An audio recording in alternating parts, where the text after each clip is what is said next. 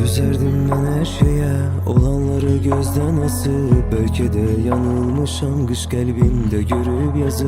Sanma ki sözlerimde sana karşı bilenmişem.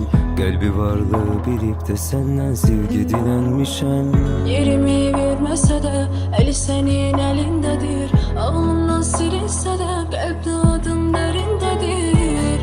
Benimledir bu ağrılar, benimledir. Belki de Tanrım indi, her şey senin elindedir. Söyle nece unudum, kalbim nece silim. Asam da unut demek, kalbin silip necesini. Oldun mu hiç esiri, bu sevgi telesini. Dözerim her derde, yeter ki gülsün üzülmezdir bakışların. Bademe şarap süzür, geçmeli kalbe sözüm. Ya da vuran ruhum esir, bu ayrılık binasıdır. Ben de son mertebesi.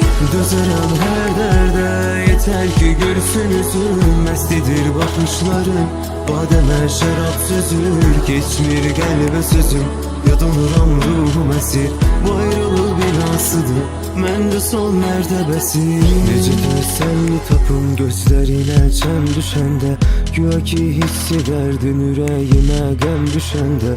Demiştin unutmaram, yanındayım her zaman. Tutacağım ellerini saçlarına den düşende. Sensizken gezemirim geçtiğimiz küçeleri. Değirdin duymaram ben nece vurdum zerbeleri. İkimiz de bırakmışık ben sevmeyi, sen de beni. Senin benimle farkın nedir, bu kadınla derdin nedir? Üzerim her derde, yeter ki gülsün üzülmezdir bakışların. Bademe şarap süzür, geçmeli kalbe sözüm. Ya da vuran ruhum esir, bu ayrılık binasıdır. Ben de son mertebesi. Üzerim her derde, yeter ki gülsün üzülmezdir bakışların. Bademe şarap süzür, geçmeli kalbe sözüm. Ya da vuran ruhum esir, bu ayrılık binasıdır. Ben de son mertebesi. Dözerim her derde, yeter ki gülsün üzülmezdir bakışların. Bademe şarap süzür, geçmeli kalbe sözüm.